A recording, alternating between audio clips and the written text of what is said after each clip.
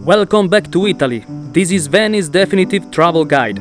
In the first part of the video we visited St. Mark's Square with its beautiful basilica and the Doge's Palace, one of the icons of the city, and then climbed the St. Mark's Bell Tower to enjoy an amazing view of the lagoon before bar hopping for the best CICCHETTI and enjoying the crazy Carnival of Venice. Now, let's go on with another icon of Venice. Built in 1591, for over 250 years, the only possible way to cross the Grand Canal. Today the Rialto bridge is tourists' favorite spot to take a selfie, with the Grand Canal on the background. But there is a funny story behind the construction of the Rialto bridge. The construction of the stone bridge was postponed many times because, well, first it was expensive to build, and second, the owners of the workshops placed on the former wooden bridge didn't want to quit their jobs to allow the construction. Especially there were two people reluctant about the stone bridge. A man who was rumored to say things like, "There will be a stone bridge in Venice only when this will put on nail." And yeah, in a very clear way he pointed at what he had in the middle of his legs. You heard me. The woman, with the same finesse by the way, was used to say, "If there will be a stone bridge in Venice, this will catch fire." And yeah, she meant that. But both geniuses didn't know that at that time stone bridges built somewhere else already existed. And of course the Venetians, they didn't want to waste the opportunity to ridicule them. Indeed, if you check out the capitals of the columns of the Camerlenghi Palace behind me, right in front of the Rialto bridge, here is what you will see.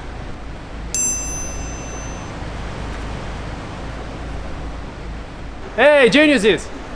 I can see the bridge! Burn! If you are eager to experience the authentic atmosphere of Venice, you have to go to the Rialto market, few steps from the popular bridge. Tons of tourists and Venetians crowd the historical market from the early morning. There is a business that has made Venice popular worldwide, the business of the glass artworks. 1,000 years ago the Venetians learned this art from the Asians, and nowadays the island of Murano is equivalent and a guarantee of a high-quality glass product. And I'm going right there. Experienced glass masters and assistants work in this workshop, while they explain how they can create such beautiful artworks that are popular worldwide. And if you think that I'm cutting the boring stuff in the editing of this video to show you only the main moments, well, wrong. This glassmaster is really a prodigy of great ability and speed. In about 15-20 minutes he has made about 8-10 pieces. Do you want to prove? Okay, check it out.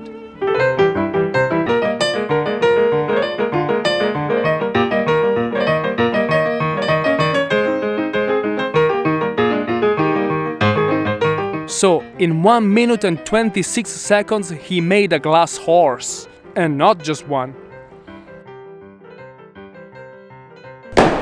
Yeah, we all bit. Actually, the fame of Murano rose because the old town of Venice needed to be protected, since the furnaces of the glass factories often caused huge fires, and many buildings were made of wood. Besides, the ancient Republic of Venice gathered the factories in Murano to better preserve and control a business that made its fortune. The glassmasters were guarded, they could not expatriate and take with them the secrets of glassmaking.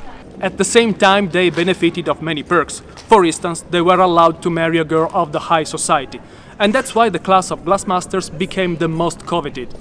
In the early 1500s, 3,000 people in 7,000 residents worked in a glass factory. Walking down the streets of Murano you can find a lot of glass workshops, where you can see how they create glass artworks. And if you want to visit the glass factory I went to, you find the link in the description of the video.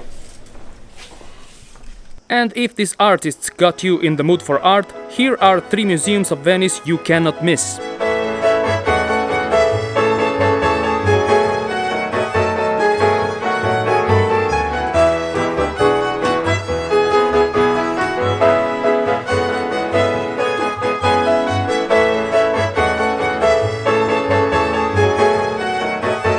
All this going up and down in the museums made me a bit tired.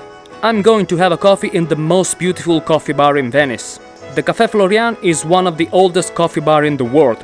Inaugurated in 1720, has been continuously open for more than 300 years, not a single day closed. So it has become an essential hangout for the Venetians and for tourists. This is a charming place. In summer you can sit at the open-air tables in St. Mark's Square and listen to the orchestra. Okay, I caught my breath, back at the discovery of Venice. And what's the best way to explore a city that stands on the water?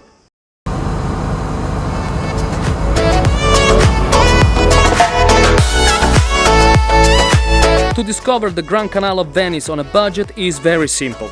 Just take the Vaporetto number 2 from Piazzale Roma to St. Mark's Square and just enjoy the stunning views of the city from the water.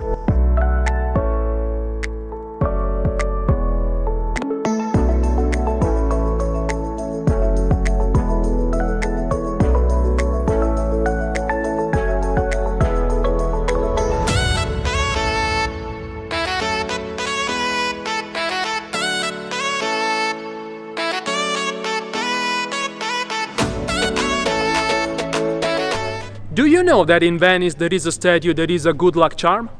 Yep, that's right. It's not in the very old town and it's not easy to find.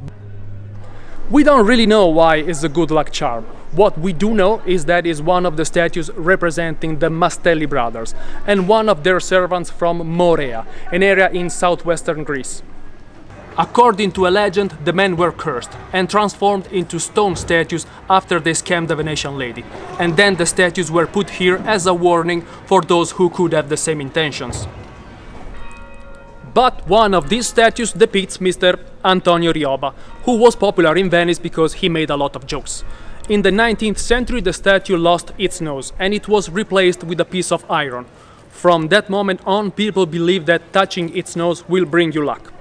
If you believe in such these things.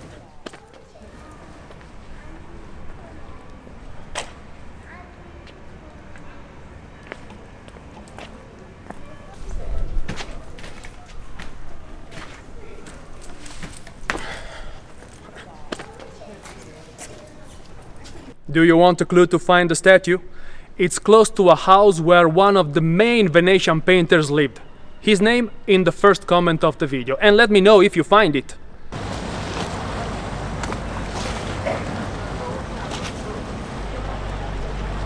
It's time to leave, time to say goodbye to Venice and hit the road again, towards the next stopover of this journey around Italy. But first I want to walk the quiet streets of the island of Murano, buy its colorful houses and enjoy this peaceful atmosphere, roaming with no destination.